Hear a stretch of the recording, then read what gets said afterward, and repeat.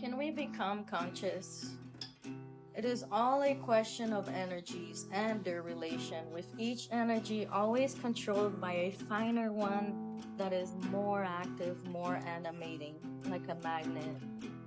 The energy used in our functions, our thoughts, our emotions, our sensations, is passive, inert, spent in movements towards the outside. This energy suffices in quality for our life as higher animals, but is not fine enough for an inner act of perception, of consciousness. Nevertheless, we do not have some power of attention. I'm sorry. We do have some power of attention, at least on the surface. Some capacity to point the attention in a desired direction and hold it there. Although it is fragile, this seed or bud of attention is consciousness emerging from deep within us. For it to grow, we need to learn to concentrate to develop this capacity indispensable for preparing the ground.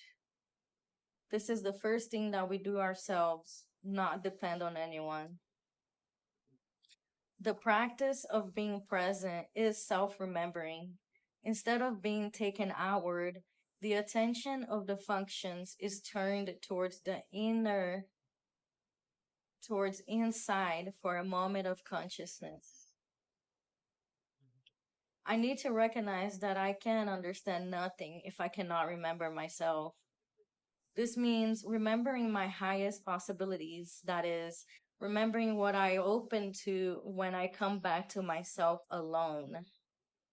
To remember myself also means to be present to my situation, to the place, the conditions, the way I am taken by life. There is no room for dreaming. Perhaps I will not come to a state that is satisfying. It does not matter. What is important is the effort to be present. We cannot always find a better state that brings a feeling of something new. We feel unable and conclude that there is nothing permanent in us on which we can rely. But it is not true. There is something. In a better state, we can see that we have in us all the elements necessary to come to it. The elements are already here. This means the possibilities are always here in us. What is too often missing is knowing what I want.